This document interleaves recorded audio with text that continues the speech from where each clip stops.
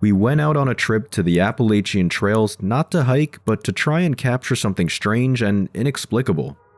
When one of us went off the trail and we went to find her, I saw the silhouette of the leaves atop the trees had suddenly unfurled into a pair of wings. There was a figure of a winged creature, and his eyes glowed red amidst the dark. I wanted to believe that I was just imagining things, but I wasn't the only one who saw it. My friends were a couple of individuals with unique and troublesome personalities. Jimmy was a carefree, vigorous ball of energy, and a video shooting Carmella who records pretty much everything. During one of our usual unplanned travels, Jimmy spearheaded an outdoor activity with no particular destination. This spur of the moment gave Carmella an idea for a video blog that she always wanted to do. She said that she wanted to make a travel vlog and take some great shots of the sceneries that we wouldn't see in the city. The idea in its own seemed fairly typical, but then she also invited a girl named Sadie, who was eccentric to say the least.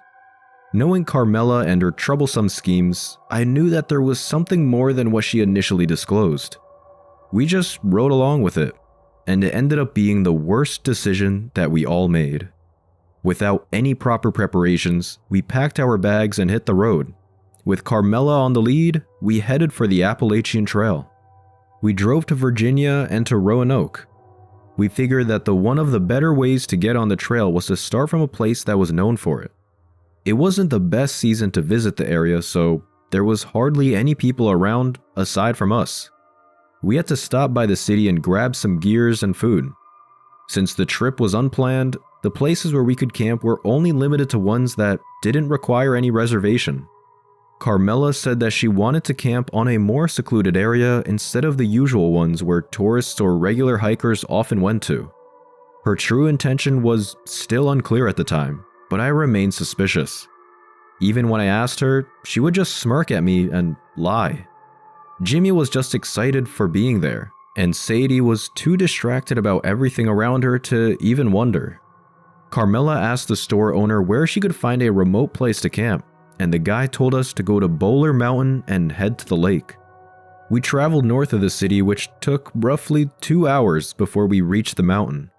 There was a recreation area with an overlooking view of the lake, but a reservation was needed to be able to stay there. There was hardly anyone in the area at the time. For some reason, Carmella was still unsatisfied and insisted that we should go to a farther campsite. We heard that there was an isolated campsite at the side of the lake called the Greenwood Point. However, we were warned that it wouldn't be an easy hike. The distance from the recreational area to the Greenwood Point was approximately 3 miles. It would normally take about an hour to cover that distance, but the challenging path to reach the isolated campsite was too difficult for people like me who wasn't used to hiking.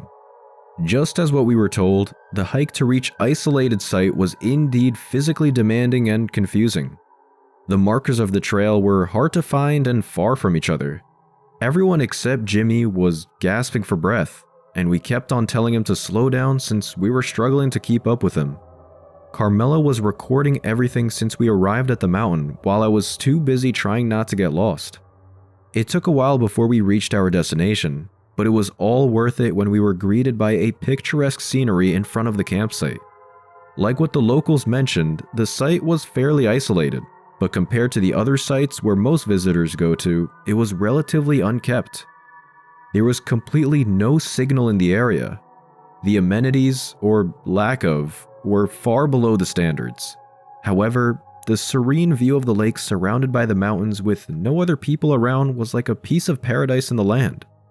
Going there was worth all the effort despite of its shortcomings, but the real reason for coming there was not as pretty as the breathtaking scenery.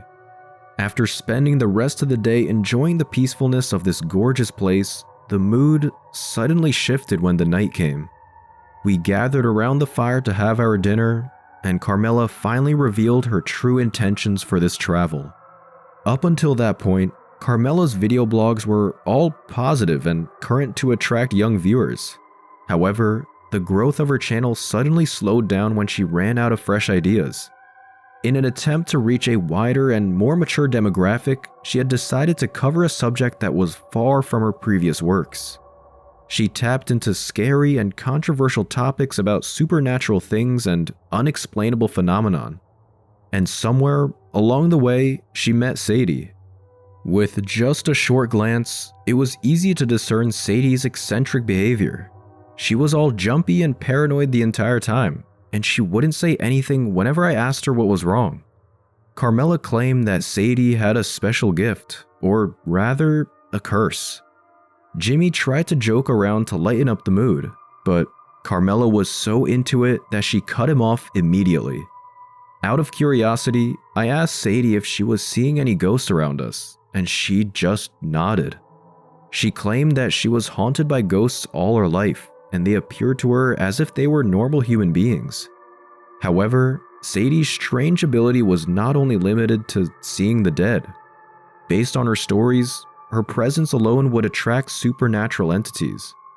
She claimed that she could also attract doppelgangers, demons, and other paranormal beings around her. The most disturbing encounter she had was of a hellhound. She claimed that she saw a massive dog-like creature with glowing red eyes when she visited a friend's tomb in Europe during the night.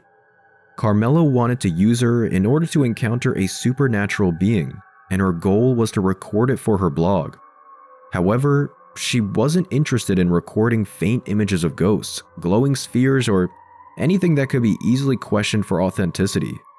In order to stand out from the pool of fake paranormal videos and poorly documented encounters of the different kind, she needed something more substantial and unquestionable. Carmella wanted to prove if some of the popular myths and folklores were real, and one place that was rich with tall tales and superstitious beliefs was the Appalachian Trail. From the stories about the Bigfoot, the Wolfman, the Wampus Cat, and much more, the Appalachian Mountains were brimming with old tales about otherworldly creatures. Carmella believed that if Sadie's presence could draw out at least one of these paranormal beings while she was recording, her blog would blow out exponentially. After hearing out her real goal for this trip, Jimmy burst out laughing. It was easy to think that her idea was quite far-fetched, but Carmella was determined, or rather desperate. She set up a couple of cameras around the tents, and we called it a night after having our dinner. Jimmy and I stayed together in a single tent while the two girls had their own. A couple of hours later, we were awakened by a scream. We rushed to the girls' tent to check on them. It was fully opened. Sadie was sitting up with her arms wrapped around her body as if she was trembling in fear. The scream that we heard sounded like Carmella's voice, but she wasn't there. I asked Sadie where she was, but she didn't know where she went. Jimmy ran ahead into the woods while calling out her name. I looked inside the tent and noticed that one of Carmella's cameras was missing. I figured that she went out with it and was probably just recording. As I reached down to grab the flashlight from the bag, Sadie held my arm and told me to be careful. Her hand was cold and shaking. I asked her what's wrong, and she told me that she could feel an ominous presence from the woods. I never really believed in supernatural things, but I felt genuine fear from Sadie's voice as I stared into her eyes. For a person who was used to seeing ghosts and had encountered a hellhound, I assumed that she wouldn't be easily scared. But during that moment, she was deeply terrified of something that she didn't even see. I followed Jimmy shortly after to search for Carmella, but the area was enveloped in darkness. Jimmy kept on calling her name, but she wasn't responding. Few moments later, Jimmy and I were already wandering off from the designated trail. We were starting to panic, and there was nobody around that could help us find her. I remembered what Sadie had told me earlier.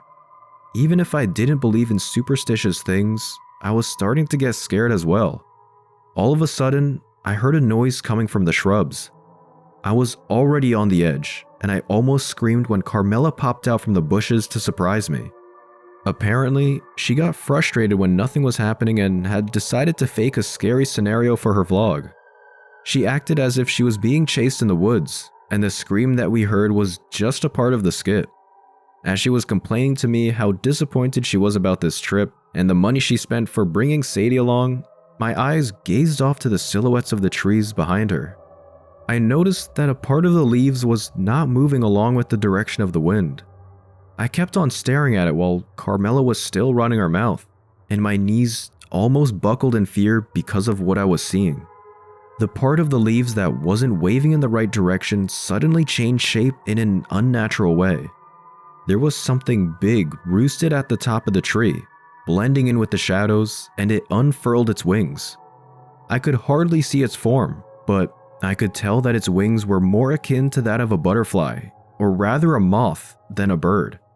Needless to say, there is no existing animal known to men with these kinds of features. I scratched my eyes repeatedly and kept on thinking that I was only imagining things. But then, its eyes glowed red, and it was staring right at us. I immediately grabbed Carmella's arm and dragged her along without saying a single word. I was too terrified that I couldn't even speak nor scream. What Sadie had told me wasn't a lie.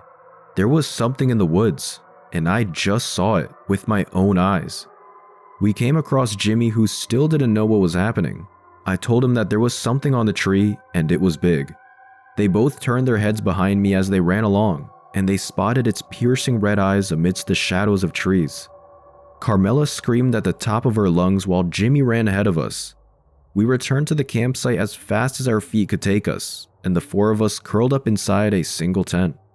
The real goal of this trip was to draw out at least one of the mythical creatures from the Appalachian legends to prove if they were real, and the one who decided to show up was the most popular of all. From the fabled stories of Point Pleasant, there was a humanoid creature that matched the description of the thing that we saw. With the wings of a moth and piercing red eyes, he was referred to as the Mothman. Carmella realized that she bit off more than she could chew, and she dragged us along with her. She finally realized why the footages and pictures of the claimed sightings were either blurry or shaky. She had her camera with her while we were running away from that thing, but she was far too terrified that she didn't even try to record it. The four of us stayed up until the morning came. We were too scared to sleep, and we left as soon as we could when the sun showed up.